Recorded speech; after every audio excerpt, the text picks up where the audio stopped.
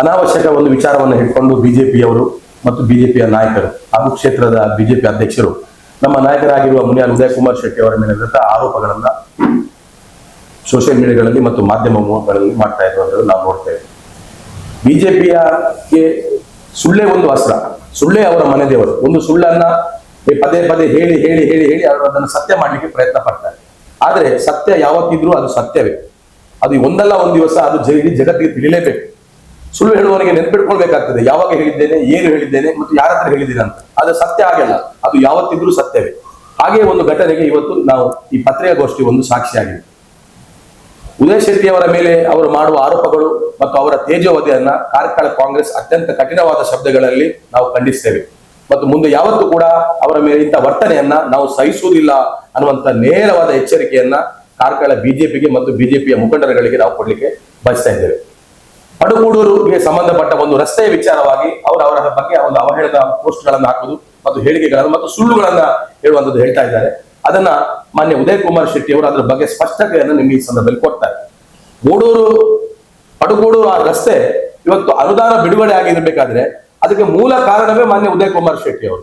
ಉದಯ್ ಕುಮಾರ್ ಶೆಟ್ಟಿ ಅವರು ಸತೀಶ್ ಜಾರಕಿಹೊಳಿ ಅವರಿಗೆ ಕೊಟ್ಟ ಪತ್ರದ ಆಧಾರದ ಮೇಲೆ ಇವತ್ತು ಅದಕ್ಕೆ ಅನುದಾನ ಬಿಡುಗಡೆಯಾಗಿದೆ ಅನ್ನುವಂಥದ್ದನ್ನ ನಿಮ್ಮೆಲ್ಲರ ಗಮನಕ್ಕೆ ಬಯಸ್ತೇನೆ. ಮತ್ತು ಈ ಅನುದಾನದಿಂದ ಏನು ರಸ್ತೆ ಆಗ್ತದೆ ಅದ್ರ ಕ್ರೆಡಿಟ್ ಮಾನ್ಯ ಉದಯ್ ಕುಮಾರ್ ಶೆಟ್ಟಿ ಅವರಿಗೆ ಹೋಗ್ತದೆ ಅನ್ನುವಂತ ಭಯದಿಂದ ಅವರು ಅದರ ಬಗ್ಗೆ ಅಪಪ್ರಚಾರವನ್ನ ಬಿಜೆಪಿಯವರು ಮಾಡ್ತಿದ್ದಾರೆ ವಿನಃ ಮತ್ತು ಯಾವುದು ಇದರಲ್ಲಿ ಸತ್ಯಾಂಶ ಇಲ್ಲ. ಉದಯ್ ಕುಮಾರ್ ಶೆಟ್ಟಿ ಅವರು ಕಾಮಗಾರಿಯನ್ನ ಮಾಡಿ ಅದರ ಮೂಲಕ ಬಂದ ಏನೋ ಗಳಿಸಿದ ಹಣವನ್ನ ಸಾರ್ವಜನಿಕರಿಗೆ ನೀಡ್ತಾ ಇದ್ದಾರೆ ವಿನಃ ಅವರಿಗೆ ಶಾಸಕರಾಗಿ ಭ್ರಷ್ಟಾಚಾರ ಮಾಡುವಂತ ಅನಿವಾರ್ಯತೆ ಯಾವತ್ತೂ ಬರಲಿಲ್ಲ. ಜನರಿಗೆ ತೊಂದರೆ ಕೊಡುವಂತ ಅನಿವಾರ್ಯ ಪರಿಸ್ಥಿತಿ ಅವರಿಗೆ ಯಾವತ್ತೂ ಬರಲಿಲ್ಲ. ಅವರಿಗೆ ದೇವರು ಶಕ್ತಿ ಕೊಟ್ಟಿದ್ದಾರೆ. ತಾನು ಗಳಿಸಿದ್ರಲ್ಲಿ ಸಾರ್ವಜನಿಕವಾಗಿ ಅದು ಮಕ್ಕಳ ಶಿಕ್ಷಣಕ್ಕೆ, ಆರೋಗ್ಯಕ್ಕೆ, ಧಾರ್ಮಿಕ ಕ್ಷೇತ್ರಗಳಿಗೆ ಅವರು ವಿನಿಯೋಗಿಸ್ತಾರೆ ವಿನಃ ನಮ್ಮ ಕಾರ್ಕಳದ ಶಾಸಕರಾಗಿ ಭ್ರಷ್ಟಾಚಾರ ಮಾಡಿ ಬದುಕುವಂತ ಅನಿವಾರ್ಯತೆ ಅವರಿಗೆ ಬರಲಿಲ್ಲ ಅನ್ನುವಂಥದ್ದು ಬಿಜೆಪಿ ಅವರು ಅರ್ಥ ಮಾಡ್ಕೊಳ್ಬೇಕು ಅನ್ನುವಂಥದ್ದು ಈ ಗೋಷ್ಠಿಯ ಮೂಲಕ ನಾನು ಅವರಿಗೆ ಸ್ಪಷ್ಟನೆ ಪಡಿಸಲಿ ಬಯಸ್ತೇನೆ. ಇವತ್ತು ಉದಯ್ ಕುಮಾರ್ ಶೆಟ್ಟಿ ಅವರು ಅಲ್ಲಿ ರಸ್ತೆಯನ್ನು ಅಡ್ಡ ಹಾಕಿದ್ದಾರೆ, ಅವರ ಮೇಲೆ ಪೊಲೀಸ್ ಕಂಪ್ಲೇಂಟ್ ಮಾಡಬೇಕು, ದೂರು ದಾಖಲಾಗಬೇಕು ಅಂತ ಅವರು ಮೊನ್ನೆ ಪತ್ರಿಕಾಗೋಷ್ಠಿಯಲ್ಲಿ ಅವರು ಹೇಳಿದ್ರು. ಬಿಜೆಪಿ ಅಧ್ಯಕ್ಷರಿಗೆ ನಾನು ಕೇಳಿಕೆ ಬಯಸುದು, ನಿಟ್ಟೆಯಲ್ಲಿ ಜಯರಾಮ್ ಸಾಲಿಯಾನ್ ಅನ್ನುವ ಬಿಜೆಪಿ ಮುಖಂಡ ಈ ರಸ್ತೆಗೆ ಅಗ್ದು ಹಾಕಿ ಜಲ್ಲಿ ತಂದು ಹಾಕಿ 5 ವರ್ಷ ಆಯ್ತಲ್ಲ, ನೀವೇನಾದ್ರೂ ಆಕ್ಷನ್ ತಗೊಂಡ್ರ ಅಥವಾ ಪೊಲೀಸ್ ಸ್ಟೇಷನ್ಗೆ ದೂರು ಕೊಂಡೋಗಿ ಕೊಟ್ರ? 5 ವರ್ಷಗಳ ಹಿಂದೆ ಗ್ರಾಮ ಪಂಚಾಯತ್ ಚುನಾವಣೆ ಆಗುವಾಗ ನಾವು ರಸ್ತೆ ಮಾಡ್ತೇವೆ ಅಂತ ಹೇಳಿ ಅಲ್ಲಿ ಜಲ್ಲಿ ತಂದು ಹಾಕಿ ರಸ್ತೆಯನ್ನು ಅಗ್ದ್ರಿ. ಆದ್ರೆ ಅಲ್ಲಿ ಸಾರ್ವಜನಿಕರಿಗೆ ನಿಮ್ಮ ಸತ್ಯ ಗೊತ್ತಾದ ನಂತರ ನೀವು ಅಲ್ಲಿಂದ ಓಟ್ ಕಿತ್ತಿದ್ರಿ. 5 ವರ್ಷ ಆದ್ರೂ ಕೂಡ ಇವತ್ತಿಗೂ ಕೂಡ ಜಲ್ಲಿಯ ರಾಶಿ ಅಲ್ಲಿಯೇ ಇದೆ. ಇವತ್ತು ನೀವು ನಮ್ಮ ಜೊತೆ ಬಂದ್ರೆ ಸಾರ್ವಜನಿಕರಿಗೆ ಮುಕ್ತ ಪ್ರವೇಶ, ಆ ಜಲ್ಲಿಯ ರಾಶಿ ಅಲ್ಲಿಯೇ ಇದೆ.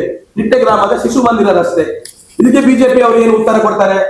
ಈಗ ಪೊಲೀಸ್ ಸ್ಟೇಷನ್ ಹೋಗಿ ತಾವು ದೂರು ಕೊಡ್ಲಿಕ್ಕೆ ತಾವು ಬಿಜೆಪಿ ಅಧ್ಯಕ್ಷರು ತಾವು ಸಿದ್ಧರಿದ್ದೀರಾ? ನಿಮ್ಮ ತಟ್ಟೆಯಲ್ಲಿ ಆನೆ ಬಿದ್ದಿದೆ, ಅದನ್ನು ಮೊದಲು ಸರಿ ಮಾಡ್ಕೊಳ್ಳಿ. ನಮ್ಮ ಮೇಲೆ ನಮ್ಮ ನಾಯಕರ ವಿರುದ್ಧ ಆರೋಪ ಮಾಡುವಂತದ್ದು, ಸುಳ್ಳು ಆರೋಪ ಮಾಡುವಂತದ್ದನ್ನ ನಾವು ಯಾವತ್ತೂ ಸಹಿಸುವುದಿಲ್ಲ. ಅದರ ಜೊತೆಯಲ್ಲಿ ನಿಟ್ಟೆ ಗ್ರಾಮದಲ್ಲಿ ಜವಳಿ ಪಾರ್ಕ್ ಅಂತ ಮಾಡಿದ್ರು. ಎಲ್ಲಿ ಹೋಯ್ತು ಜವಳಿ ಪಾರ್ಕ್? ಅನುದಾನವೇ ಬಿಡುಗಡೆ ಮಾಡದೆ ತಾವು ಗುದ್ದಲಿ ಪೂಜೆಯನ್ನು ಕಾರ್ಕಳ ಶಾಸಕರು ಮಾಡಿದ್ರಿ. ಏನಾಯ್ತು ಇವತ್ತು ಪರಿಸ್ಥಿತಿ?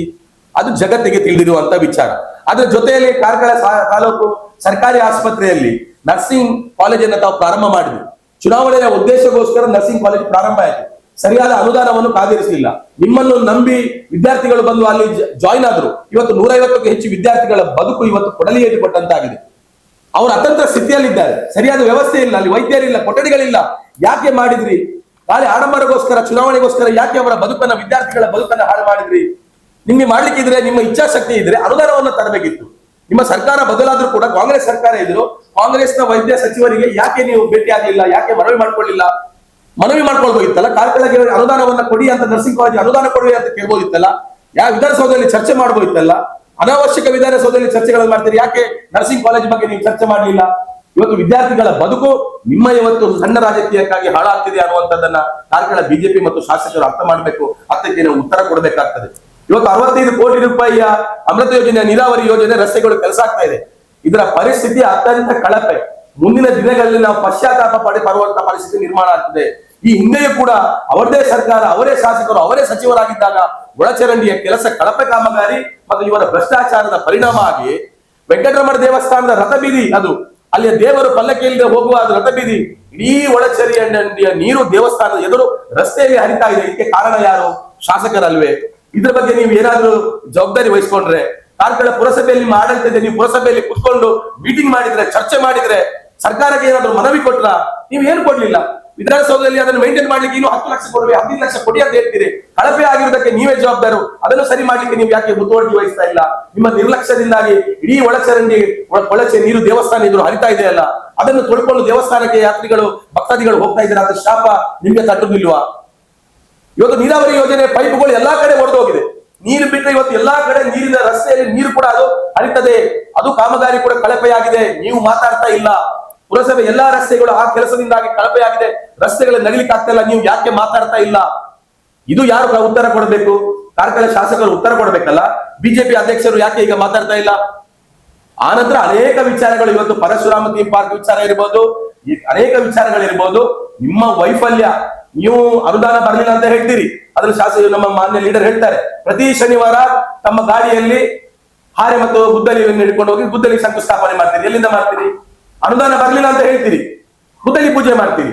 ನೀವು 21 ವರ್ಷದಲ್ಲಿ ಬಹಳ ದೊಡ್ಡ ಅಭಿವೃದ್ಧಿ ಕೆಲಸ ಮಾಡಿದಿರಿ ಅಂತಾದ್ರೆ, ಹಾಗಾದ್ರೆ ರಸ್ತೆಗಳು ಯಾಕೆ ಹೊಂಡ ಬಿತ್ತು? ಒಂದು ಮಳೆಗೆ ಯಾಕೆ ಹೊಂಡ ಬಿತ್ತು?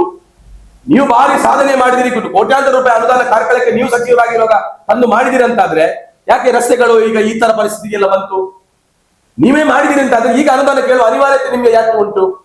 ನಿಮ್ದು ಕೇವಲ ಆಡಂಬರ ಮತ್ತು ಅಹಂಕಾರ ಇಷ್ಟೇ, ಮತ್ತು ಭ್ರಷ್ಟಾಚಾರ.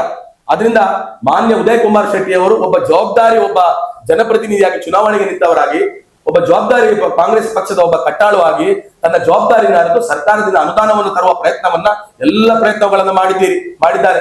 ಅದಕ್ಕೆ ನೀವು ಅಡ್ಡಕಾಲು ಹಾಕಿದ್ದೀರಿ. ಮಿಯಾರ್ಗೆ ಸುಮಾರು ಅನೇಕ ಕೋಟಿ ರೂಪಾಯಿಗಳ ಅನುದಾನ ಬಿಡುಗಡೆ ಮಾಡಿಸಿಕೊಂಡು ಬಂದ್ರು. ನೀವು ಅಡ್ಡ ಮಾಡಿ ಅನುದಾನ ವಾಪಸ್ ಹೋಗುವ ಹಾಗೆ ಮಾಡಿದ್ರಿ. ಇದು ಈದಿನಲ್ಲಿ ಬ್ರಿಡ್ಜ್ಗೋಸ್ಕರ ಅನುದಾನ ತಂದ್ರು, ಪಡುಕೂಡಿನಲ್ಲಿ ಅನುದಾನ ತಂದ್ರು, ಸಾಣೂರಿನಲ್ಲಿ ಕೋಟ್ಯಾಂತರ ರೂಪಾಯಿ ಮಿನಿಸ್ಟರ್ ನಲ್ಲಿ ಮಾತಾಡಿಕೊಂಡು ಅನುದಾನ ತಂದ್ರು. ನಾವು ಆ ಕ್ರೆಡಿಟ್ ಅವರಿಗೆ ಹೋಗ್ತದೆ ಅನ್ನುವಂತ ಭಯದಿಂದ ಮತ್ತು ಸಣ್ಣ ರಾಜಕೀಯದಿಂದ, ಸಣ್ಣ ಮನಸ್ಸಿನಿಂದ ತಾವು ಅಭಿವೃದ್ಧಿ ಕೆಲಸಕ್ಕೆ ಅಡ್ಡವನ್ನ ಮಾಡ್ತಾ ಇದ್ದೀರಿ ಶಾಸಕರೇ. ಇದು ನಿಮ್ಗೆ ಶೋಭೆ ಅಲ್ಲ. ತಾವು 21 ವರ್ಷದಿಂದ ಮಾಡಿದ್ದು ಏನು ಅನ್ನುವಂಥದ್ದು ನಾವು ಮಾತ್ರ ಕೇಳಿದ್ರು. ಇವತ್ತು ಜನ ಕೇಳ್ತಾ ಇದ್ದಾರೆ. ಅನೇಕ ರಸ್ತೆಗಳು, ಕಾರ್ಕಳದ ಪರಿಸ್ಥಿತಿಗಳು, ಸರ್ಕಾರಿ ಆಸ್ಪತ್ರೆ ಇವತ್ತು ನೋಡಿ, ಇಂದಿನ ಕಾಂಗ್ರೆಸ್ ಸರ್ಕಾರ ಇರುವಾಗ ಕೋಟ್ಯಾಂತರ ರೂಪಾಯಿ ಅನುದಾನ ಕೊಟ್ಟು ಇವತ್ತು ಆಸ್ಪತ್ರೆ ಒಳ್ಳೆದಾಯ್ತು. ಇವತ್ತು ನೀವು ಅಲ್ಲಿ ಹೋಗಿ ಸರಿಯಾದ ನುರಿತ ವೈದ್ಯರಿದ್ದಾರ? ಒಂದು ಸರಿಯಾದ ವೈದ್ಯರನ್ನು ಹಾಕುವ ಒಂದು ಯೋಗ್ಯತೆ ನಿಮ್ಗೆ ಇಲ್ವಾ? ಕೇವಲ ಆಡಂಬರವನ್ನ ಬಿಟ್ಟು ಅಭಿವೃದ್ಧಿಯಲ್ಲಿ ಕೈ ಜೋಡಿಸಿ ಮಾನ್ಯ ನಮ್ಮ ನಾಯಕರು ಸಚಿವರಲ್ಲಿ ಹೋಗಿ ಅನುದಾನವನ್ನು ತರುವ ಪ್ರಯತ್ನ ಮಾಡ್ತಾರೆ. ನೀವು ನಿಮ್ಮ ಪ್ರಯತ್ನಗಳನ್ನು ಮಾಡಿ, ಅವರ ಕೆಲಸವನ್ನು ಅವರು ಮಾಡ್ತಾರೆ. ನಾವು ಅವರಿಗೆ ತಡಬೇಡಿ. ಮತ್ತು ಬಿಜೆಪಿಯ ಎಲ್ಲ ಮುಖಂಡರುಗಳಿಗೆ ಎಚ್ಚರ, ನಾಯಕರ ಬಗ್ಗೆ ಅಪಪ್ರಚಾರ ಮಾಡುವುದಾಗ್ಲಿ, ಅವಹೇಳನ ಮಾಡುವುದಾಗ್ಲಿ ಅದು ನಿಮಗೆ ಇದು ಶಾಶ್ವತ ಅಲ್ಲ. ಅಪಪ್ರಚಾರ ನಮಗೂ ಗೊತ್ತಿದೆ, ಮಾತಾಡ್ಲಿಕ್ಕೆ ಅವಹೇಳನ ಮಾಡ್ಲಿಕ್ಕೆ ನಮಗೂ ಗೊತ್ತಿದೆ. ಆದ್ರೆ ನಮ್ದು ಅದು ಸಂಸ್ಕೃತಿ ಅಲ್ಲ. ಆದ್ರೆ ನಿಮ್ಮ ಭಾಷೆಯಲ್ಲಿ ಉತ್ತರವನ್ನು ನಾವು ಕೊಡ್ಬೇಕಾಗ್ತದೆ ಅನ್ನುವಂತ ಎಚ್ಚರಿಕೆ ಮಾತನ್ನ ಬಿಜೆಪಿ ಅವರಿಗೆ ಈ ಸಂದರ್ಭದಲ್ಲಿ ಹೇಳ್ತಾ ಮುಂದಿನ ವಿಚಾರಗಳನ್ನ ಮಾನ್ಯ ಉದಯ್ ಕುಮಾರ್ ಶೆಟ್ಟಿ ಅವರು ನಿಮ್ ಜೊತೆ ಹಂಚಿಕೊಳ್ಳಿಕ್ಕಿದ್ದಾರೆ.